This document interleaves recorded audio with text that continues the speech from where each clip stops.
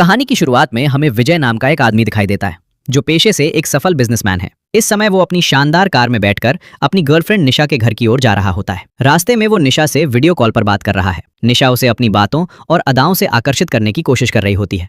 उसने ऐसे कपड़े पहन रखे हैं और ऐसा व्यवहार कर रही है कि विजय जल्दी से जल्दी उसके पास पहुंचने के लिए बेचैन हो जाए। उधर विजय भी गाड़ी चलाते हुए उसकी हरकतों को देखकर खुद को संभाल नहीं पा रहा था और काफी एक्साइटेड हो रहा था। इसी बीच अचानक विजय के फोन पर उसके बॉस का कॉल आ जाता है, लेकिन ये कोई साधारण बॉस नहीं बल्कि उसका ससुर ही था। दरअसल विजय शादीशुदा है और जिससे वो अभी बात कर रहा था वो उसकी पत्नी नहीं बल्कि उसकी गर्लफ्रेंड थी। विजय अपने ससुर की कंपनी में सीईओ के पद पर काम करता है। हाल ही में उससे एक बहुत बड़ी गलती हो गई थी जिसकी वजह से कंपनी को भारी नुकसान उठाना पड़ा। इसी कारण उसके ससुर ने बोर्ड ऑफ डायरेक्टर्स की एक जरूरी मीटिंग रखी थी और उसी में बुलाने के लिए उन्होंने विजय को कॉल किया था। लेकिन विजय का ध्यान तो पूरी तरह निशा के पास जाने में लगा था, इसलिए वो बहाने बनाकर मीटिंग से बचने की कोशिश करता है। मगर इस बार उसके ससुर उसकी कोई बात नहीं मानते और उसे सख्त लहजे में मीटिंग में आने का आदेश देकर फोन काट देते हैं। ये सुनकर विजय घबरा जाता है। तुरंत वो अपनी पत्नी अनीता को कॉल करता है और उससे कहता है कि वो अपने पिता को किसी तरह मना ले ताकि उसे मीटिंग में न जाना पड़े। लेकिन अनीता खुद भी उस बोर्ड की मेंबर होती है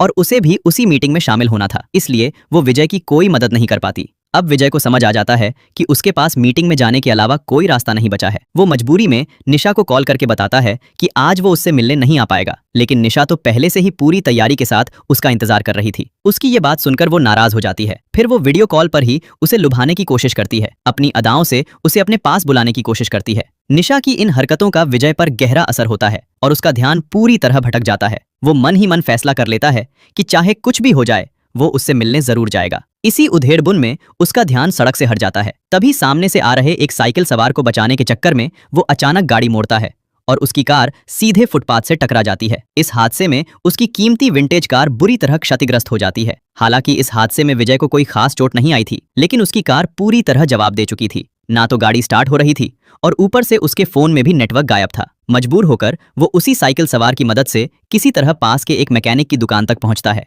मैकेनिक गाड़ी को देखकर साफ कह देता है कि इसे ठीक करने में काफी समय लगने वाला है। अब वक्त काटने के लिए विजय पास ही मौजूद एक छोटे से कैफे में चला जाता है और वहां बैठकर कॉफी ऑर्डर करता है। वो जैसे ही कॉफी की चुस्की ले रहा होता है तभी उसके कानों में एक जानी पहचानी आवाज पड़ती है। वो आवाज उसके दिल को अजीब सा झटका देती है। उत्सुकता में वो उस आवाज का पीछा करता हुआ पास के एक कम्युनिटी हॉल तक पहुंच जाता है। वहां उसकी मुलाकात शांति नाम की एक महिला से होती है जो पेशे से डांस टीचर है। जैसे ही शांति की नजर विजय पर पड़ती है उसके चेहरे पर खिली मुस्कान पल भर में गायब हो जाती है। विजय उससे बात करने की कोशिश करता है, लेकिन शांति बिना कोई जवाब दिए उसे अनदेखा करते हुए वहां से निकलकर अपने घर की ओर बढ़ जाती है। विजय भी चुपचाप उसके पीछे पीछे चल पड़ता है। उसके व्यवहार से साफ झलक रहा था कि वो शांति को पहले से जानता है। चलते चलते अचानक विजय के हाथ से कॉफी का कप फिसल जाता है और उसकी कॉफी शांति के कपड़ों पर गिर जाती है। वो तुरंत माफी मांगता है, लेकिन उसकी आंखों में कुछ ऐसा था जिससे लगता था कि ये सब शायद एक सोची समझी चाल थी। शांति थोड़ी असहज हो जाती है और ठंडे लहजे में कहती है कि विजय को अब यहाँ से चले जाना चाहिए वरना उसे देर हो जाएगी। तभी वहां से गुजर रहे एक पुलिस अधिकारी की नजर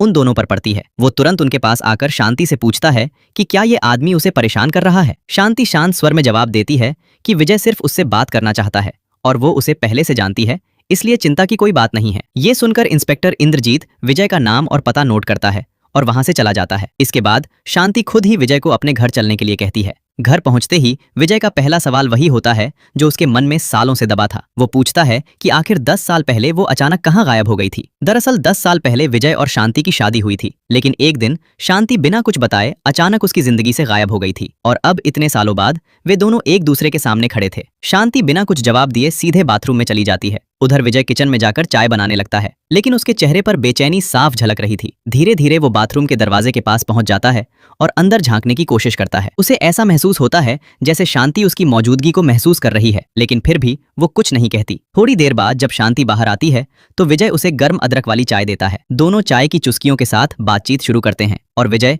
एक बार फिर उसी सवाल को दोहराता है, आखिर वो उसे छोड़कर अचानक कहां चली गई थी। तब शांति गहरी सांस लेकर धीरे धीरे 10 साल पुरानी उस घटना को याद करना शुरू करती है। उसकी आवाज में दर्द साफ झलक रहा था। वो बताती है कि उस दिन वो नर्सिंग होम से वापस घर लौट रही थी। रास्ता बिल्कुल सामान्य था, लेकिन अचानक एक अजनबी आदमी ने उसे रोक लिया। उसने घबराए हुए अंदाज में अस्पताल का रास्ता पूछा। उसके साथ उसकी गर्भवती पत्नी भी थी जो कार के अंदर दर्द से तड़प रही थी। उस महिला की हालत देखकर शांति का दिल पिघल गया। बिना ज्यादा सोचे समझे उसने उनकी मदद करने का फैसला किया और उनके साथ गाड़ी में बैठ गई। लेकिन इसके बाद क्या हुआ उसे कुछ भी याद नहीं, जैसे उसकी याददाश्त वहीं रुक गई हो। जब उसे होश आया तो वो खुद को एक बिल्कुल अनजान शहर में पाती है, ऐसी जगह जहां उसका कोई अपना नीड्स था। उसने कई बार विजय से संपर्क करने की कोशिश की, लेकिन हर बार नाकाम रही। फोन काम नहीं करता, लोग अजनबी थे और हालात ऐसे कि उसे हर पल डर सताने लगा कि कोई उसे नुकसान पहुंचाना चाहता है। उसी डर और असहायता के कारण उसने वही रहना बेहतर समझा और धीरे धीरे उसी शहर में अपनी नई जिंदगी शुरू कर दी। शांति की ये कहानी सुनकर विजय पूरी तरह हैरान रह जाता है। उसके मन में सवालों का सैलाब उमड़ पड़ता है। वो तुरंत पूछता है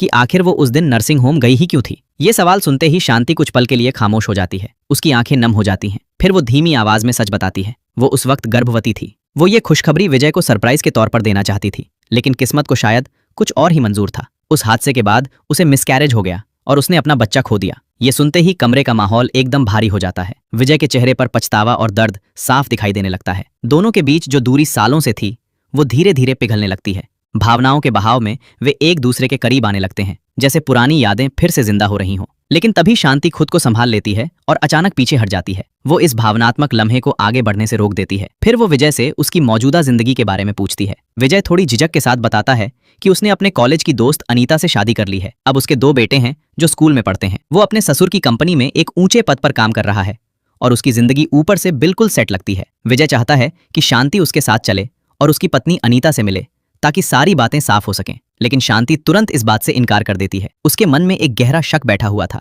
उसे लगता था कि 10 साल पहले जो कुछ भी हुआ उसके पीछे कहीं ना कहीं अनीता का हाथ हो सकता है। असल में विजय, शांति और अनीता तीनों एक ही कॉलेज में पढ़ते थे और अच्छे दोस्त थे, लेकिन अनीता शुरू से ही विजय को पसंद करती थी। वो बेहद खूबसूरत और आकर्षक थी, जिसकी वजह से शांति अक्सर खुद को उसके सामने कमतर महसूस करती थी। फिर भी विजय का दिल हमेशा शांति के लिए ही धड़कता रहा और वक्त के साथ दोनों ने शादी कर ली। लेकिन शायद यही बात किसी और को मंजूर नहीं थी और यहीं से शुरू हुई थी उस रहस्यमयी कहानी की असली परतें। एक दिन विजय ने अपने घर पर एक शानदार पार्टी रखी थी, जिसमें उसके खास दोस्तों के साथ अनीता भी शामिल हुई थी। उसी रात शांति के जीवन में एक बड़ी खुशखबरी आई। उसने प्रेगनेंसी टेस्ट किया और उसे पता चला कि वो मां बनने वाली है। वो बेहद खुश थी और ये बात विजय को एक सरप्राइज के तौर पर बताना चाहती थी। जब शांति ये सब विजय को बताती है तो वो चौंक जाता है और तुरंत सवाल करता है, लेकिन इसमें अनीता का क्या लेना देना? वो तुम्हें नुकसान क्यों पहुंचाएगी?